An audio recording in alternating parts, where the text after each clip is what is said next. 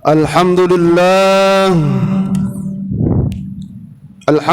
nasta'inuhu wa nastahdihi wa nastaghfiruh wa na'udzu billahi min shururi anfusina wa min sayyiati a'malina. May yahdihillahu fala mudilla lahu wa may yudlilhu fala hadiya lahu. Wa ashhadu an la ilaha illallah wahdahu la syarika lahu syahadatan tatma'innu biha qulubuna wa tansharhu ilaiha suduruna.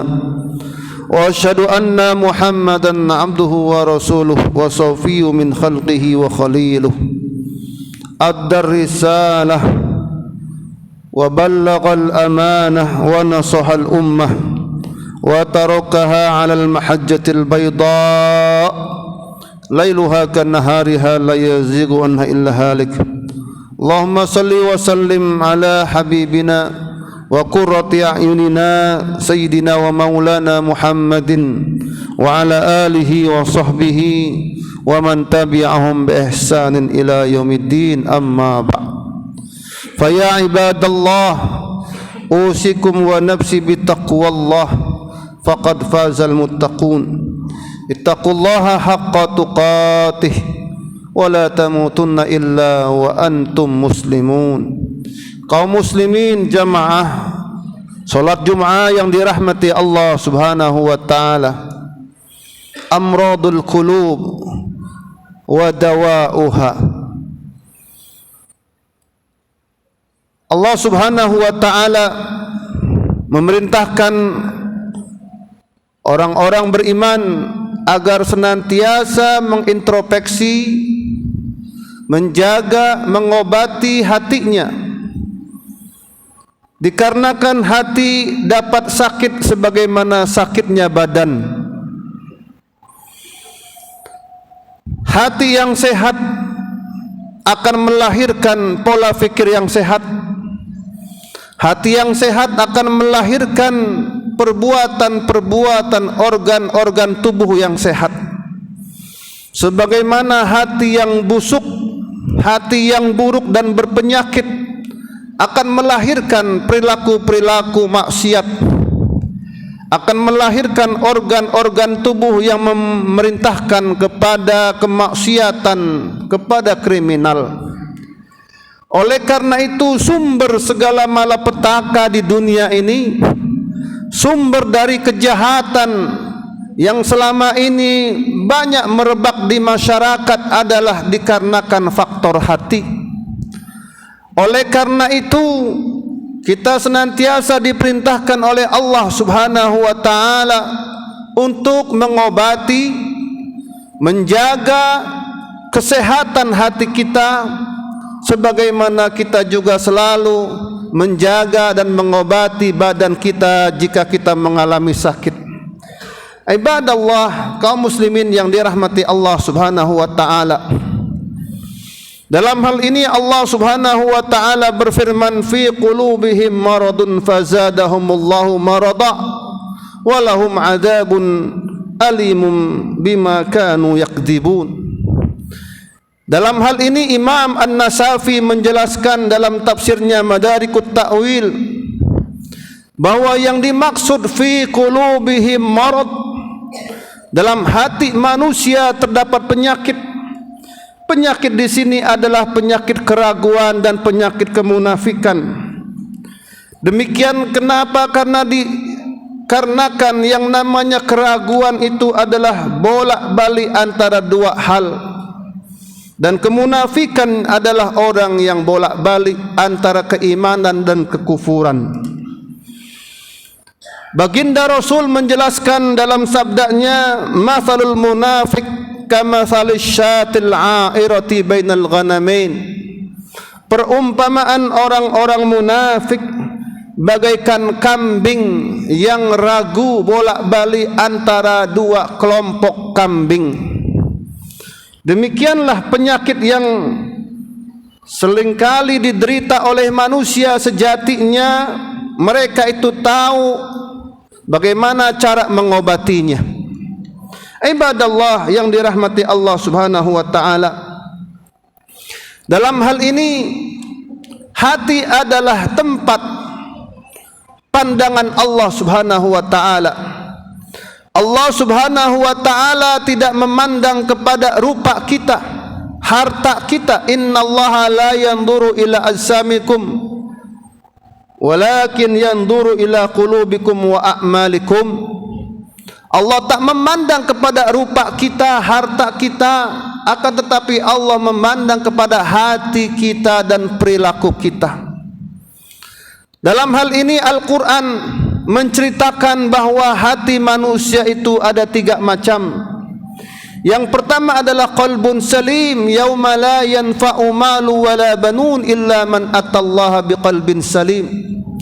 Jenis hati itu ada 3.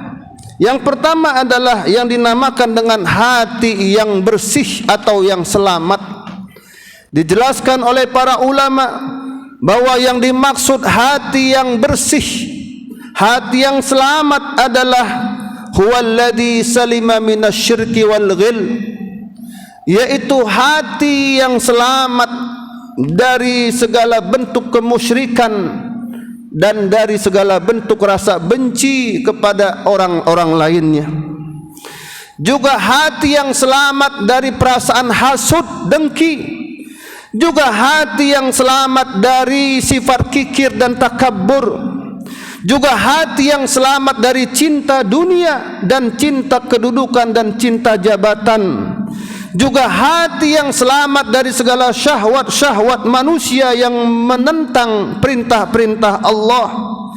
Juga hati yang selamat dari segala syubhat-syubhat, kerancuan-kerancuan berfikir, kerancuan-kerancuan berkata-kata, kerancuan-kerancuan syubhat dalam harta-harta yang syubhat, yang senantiasa menentang perintah Allah dan Rasulnya.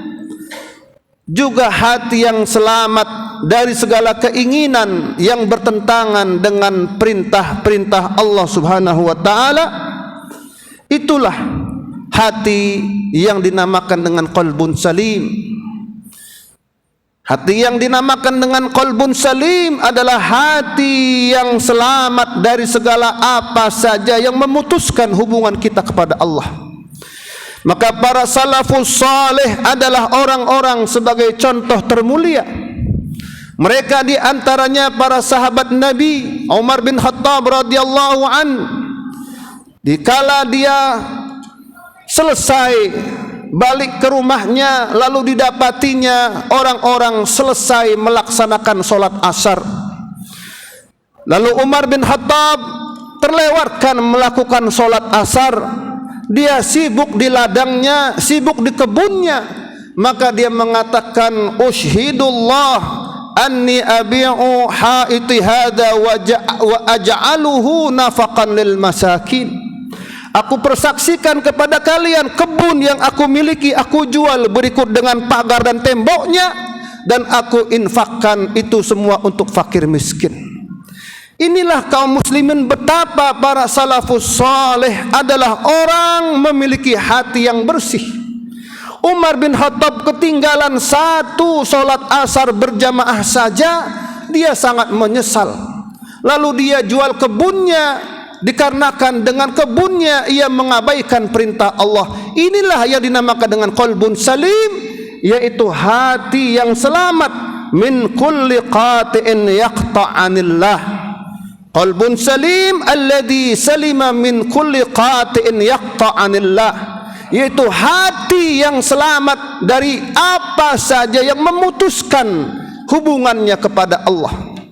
Jadi kalau kita bekerja, kita beraktivitas, di kantor begitu asik, di dapur begitu asik, di rumah begitu asik, di kebun begitu asik, namun tak pernah kita hiraukan Allah, kumandang azan tak pernah kita hiraukan, bahkan tak pernah kita menyesal meninggalkan solat berjamaah, berarti hatinya mengidap penyakit. Hatinya mengidap penyakit hubbud dunya wariyasah, hati yang cinta kepada menumpuk dunia dan kedudukan. Maka itulah termasuk orang-orang yang mengidap penyakit, yang hati yang berpenyakit. Ibadallah, ada seorang sahabat Nabi Yang tadi saya katakan adalah Umar bin Khattab. Lalu ada Muhammad bin Samma'ah. Muhammad bin Samma'ah adalah orang saleh. Dia mengatakan 40 tahun aku tak pernah ketinggalan solat berjamaah mendapatkan takbiratul ihram rakaat pertama bersama imam. Sekali-kalinya aku ketinggalan solat berjamaah adalah ketika ibuku wafat, ibuku meninggal. Lalu di saat itulah aku terlambat solat berjamaah. Lalu aku menyesal dan aku solat sebanyak 25 kali solat. Maka Muhammad bin Samma'ah mengatakan, di saat aku tertidur, dalam tidurku aku bermimpi didatangi oleh seseorang. Hai Muhammad bin Samma'ah, engkau solat 25 kali solat, tapi solatmu tak diamini oleh para malaikat.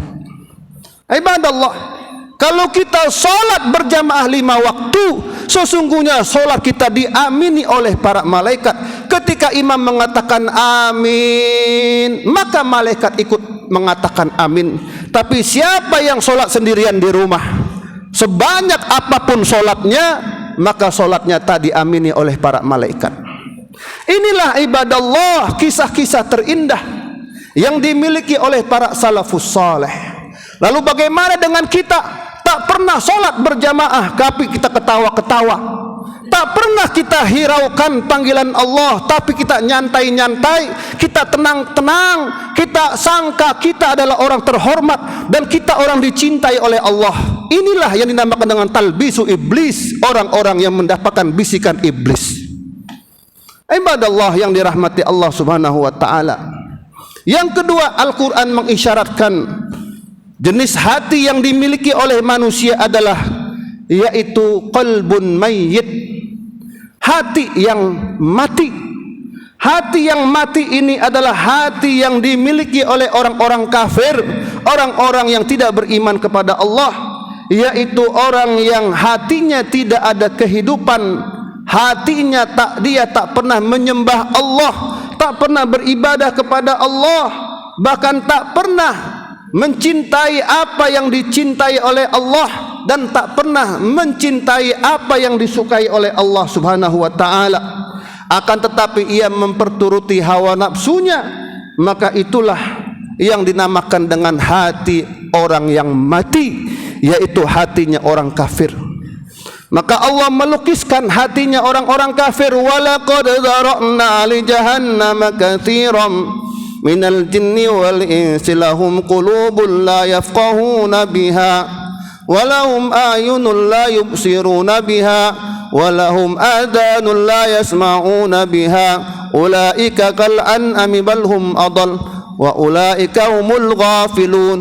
Telah kami persiapkan neraka jahanam bagi kebanyakan jin dan manusia. Jadi Allah mengatakan kebanyakan jin dan manusia akan menjadi ahli neraka. Karenanya hanya sedikit orang yang masuk surga.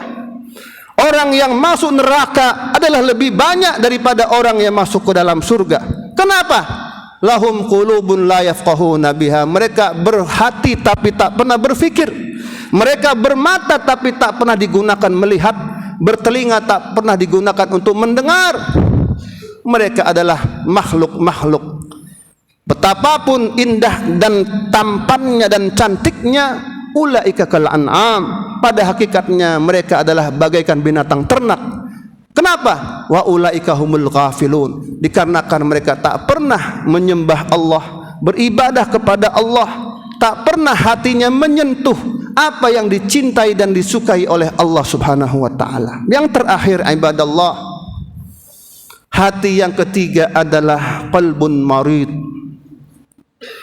Qalbun marid ini dilukiskan, yaitu hati yang terkadang ada kehidupan dan terkadang ada kematian. Terkadang ia beribadah, terkadang ia bermaksiat.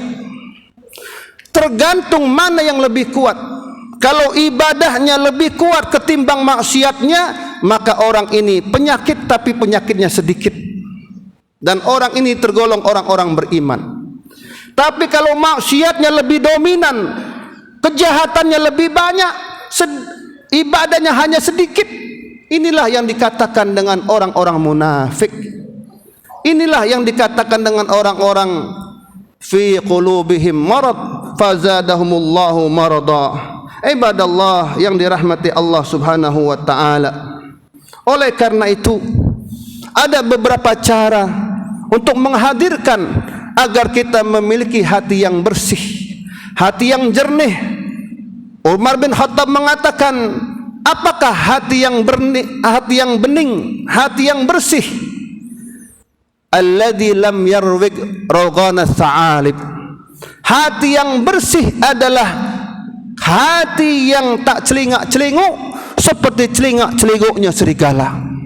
Itulah hatinya orang-orang yang beristiqamah. Innal ladzina qalu rabbuna Allah thumma istaqamu tatanazzalu alaihimul malaikatu alla takhafu wa la tahzanu. Innal ladzina qalu rabbuna Allah thumma istaqamu. Hati orang beriman, hati yang bersih adalah hati yang istiqamah. Istiqamah, kata Umar bin Khattab, orang yang tak celingak-celinguk seperti celingak-celinguknya serigala. Terkadang yang haram kita sikat, yang syubhat kita embat, yang halal kita masuki ke kantong. Berarti orang ini celingak-celinguk seperti serigala. Berarti orang ini masih mengidap penyakit. Berarti orang ini belum lurus hidupnya, belum lurus hatinya, dan belum selamat hatinya. Kenapa? Dia masih celingak-celinguk, lihat barang-barang haram, lihat barang-barang syubhat masuk kantong. Adapun orang beriman adalah orang yang hanya mengambil gajinya yang halal, uangnya yang halal, harta-harta yang tidak halal, harta-harta yang syubhat, lewat cara-cara ngumpet-ngumpet, lewat cara-cara nipu-nipu, lewat cara-cara make-up. Maka berarti orang ini mengidap orang-orang yang hatinya berpenyakit. Yang kedua, Abu Bakar Siddiq mengatakan, hatinya orang yang beriman, hatinya orang yang selamat, yang bersih adalah yaitu selamat, bersih dari segala bentuk kemusyrikan. Tak pernah ia datang ke dukun, tak pernah dia datang ke Mbah Jamrong, tak pernah ia datang ke Mbah Marijan atau ke mbah-mbah apalah, minta rezeki, minta wangsit. Maka orang yang tak pernah datang ke dukun, yang tak pernah datang ke orang pintar, ketika punya musibah hanya mengadu kepada Allah, minta kepada Allah, tidak melakukan segala bentuk-bentuk kemusyrikan, maka itulah orang-orang yang istiqamah, orang-orang yang hatinya selamat, orang-orang yang hatinya selamat dari segala bentuk kemusyrikan, perdukunan. Itulah penyakit-penyakit hati yang harus kita hindarkan. Yang terakhir, ibadallah, bagaimana cara kita mengobati hati kita? Kalau hati kita bersih, maka Indonesia ini bersih semua. Kalau hati kita bersih, tidak ada koruptor, tidak ada penjahat, tidak ada pencoleng, tidak ada maling, tidak ada kriminal. Satu jawabannya adalah, yaitu segera bertaubat kepada Allah. Segera datang kumandang azan, segera datang ke masjid. Setiap datang kumandang azan, datang ke masjid. Setiap datang kumandang azan, datang ke masjid. Itulah taubah shadiqah. Ya ayyuhalladzina amanu istajibu, ya ayyuhalladzina amanu istajibu li rabbikum idza da'akum lima yuhyikum. Hai orang-orang yang beriman, jawablah sambutan-sambutan Allah. Idza da'akum, jika ia memanggil kalian, lima yuhyikum, untuk kebaikan kehidupan kalian. Yang kedua,